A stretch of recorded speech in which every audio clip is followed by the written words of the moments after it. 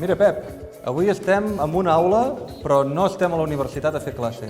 Avui hem vingut al Parc dels Bombers de Girona i estem amb l'Antonio, que ens explicarà el funcionament del triangle del foc. Antonio, Molt bé. què és això del triangle del foc? Doncs mira, això és la part, diguéssim, més negativa o positiva, com vulguem mirar-ho, de quan comença i s'apaga un foc. El tema és, triangle del foc, com la mateixa paraula diu, és un triangle que hi ha un component, hi ha una flama i una cosa i un oxigen per a cremar, o una matèria per a cremar. Si trenquem una d'aquestes tres matèries, s'apaga un foc. Però a més del triangle hi ha una altra cosa encara poder més perillosa per afegir, que seria el tetraedre del foc, o la reacció en cadena, que ens ho sol dir.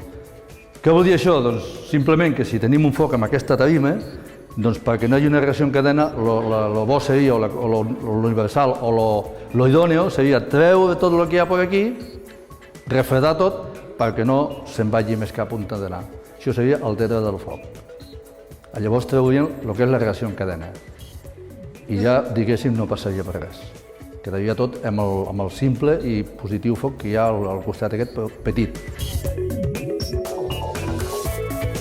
Bueno, doncs es tracta de fer un simulacre, un petit simulacre, com si això fos una bandeja d'oli o alguna que està cremant, i es tracta de sufocar-ho només amb el sistema de sufocar l'oxigen posant-li alguna moll o alguna pesat o alguna que no deixi entrar l'oxigen a la bandeja aquesta.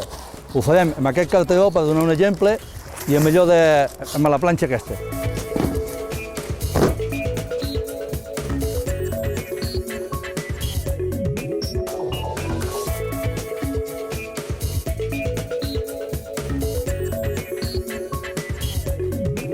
En teoria, això hauria d'estar fugat. Si ara el que fem és que no deixa entrar l'aire, No deixem entrar l'oxigen i dins. això és un dels tres elements del triangle del foc, que com ha dit l'Antonio, a la que anul·les un d'ells, doncs deixa de... o sigui, ja no hi ha foc.